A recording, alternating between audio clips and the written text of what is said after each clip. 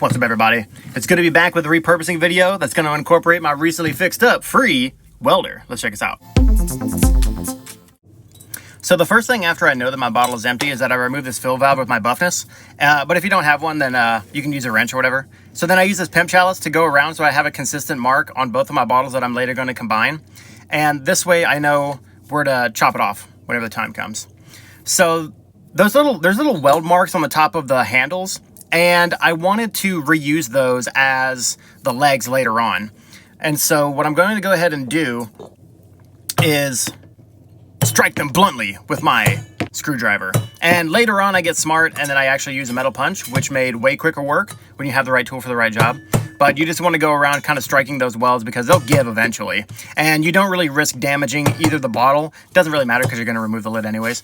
But also you're not going to really deform the handles too much.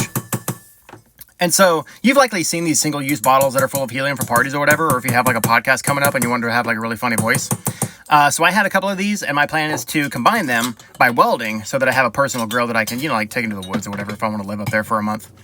But now that we got that situated, you can see how the roundness of it is good for the round bottle, but I have to reshape it on my railroad anvil that I made. I have a video on that. If you don't have one, you can just use a real anvil. It's not a big deal.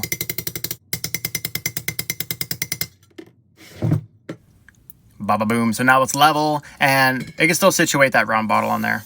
So speaking of round bottles, I had to use my stool to keep this thing from rolling on me while I'm using the angle grinder to make that cut that I marked earlier, because again, I was nervous about grinding it and the metal wheel snagging and getting away from me. And then if I cut my femoral artery, I'm just going to bleed out all over the garage, and I don't want that to happen. So I went most of the way, and then I finished it out with a hacksaw.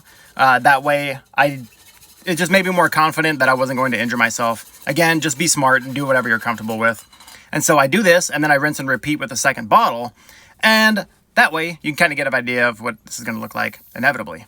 So I have my other angle grinder that I use to get some burrs out, and then I have this little tool right here as well to deburr to make sure there's no sharp edges for whenever I handle it later on. And then I'm just going to collect the scraps right here so that I can put them in my metal waste bin, which is AKA an old vitamin jar, and that way I don't risk cutting my feet if I go around barefoot in my garage, which I am prone to do sometimes. So then I make these little marks right here because I have to resituate them later on for welding. I later get smart because I have to grind the paint away to have bare metal, so I did it on both the inside and the outside.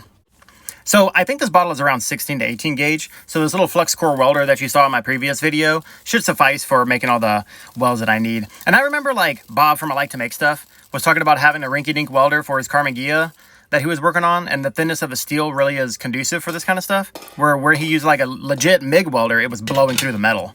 So that's kind of nice too. It gave me some more confidence. So here I'm using a piece of angle iron so that I can get a straight line on this round bottle, and I'm going to do that on both sides. Pull the measuring tape out of thin air with magic, of course, and that way I have the area that I need to for the round edges, and then I'll just combine the two so that I know where to cut so that it is consistent for later on. And I know this isn't going to win any beauty pageants, so don't tax my gig so hardcore, Custer.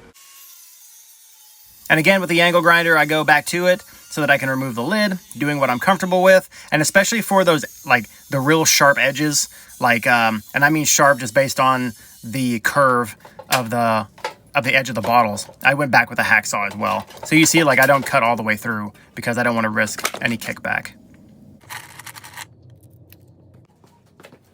Using those spare screws, I went ahead and drilled some holes after everything was lined up with those legs, and that way I would have them mounted permanently.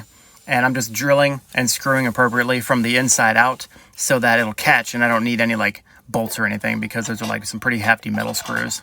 And they kind of tap themselves, so it was actually really easy to get this attached for both sides of those where the legs are going to be.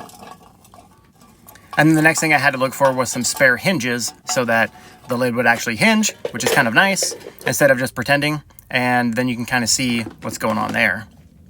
So the next thing that I needed was, of course, a handle. And I went to my scrap bin once again, and I had these giant bolts which were angled already, which is perfect. It was serendipitous. So they're going to go in there, and I used a piece of pretty green cherry wood from the yard, actually, that was nice and thick. And I'm just going to go ahead and use that and drill through, not all the way, of course, but just enough to attach that handle. And booyah, there we go. I wanted that to be long because I know my kid's going to use it, and that would just give her confidence to know that she wasn't going to burn. So you see here I have my derpy guy because I use the citrus stripper for both sides, but only the left side actually stripped. And then I tried using it again with the like industrial toxic stripper, which by the way kind of sounds like a song that Lords of Acid or KMFDM would have put out back in the day, but whatever. But I cleaned up the metal, got it bare, cleaned it with methylated spirits, and then soap and water. Subsequently and quickly, before it rusted, I put on some black spray paint that's high temperature and then burned it out just to get all the fumes and stuff at bay so that I could actually go for the full light, which I got this little grill, quote unquote grill grate from Goodwill, and it fit perfectly, so it was excellent. It was only like $3.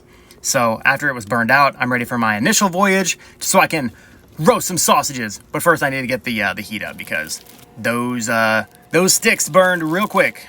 In hindsight, for the maiden voyage, I probably should have used charcoal, but I know that charcoal is available, and so should you, so it's all good.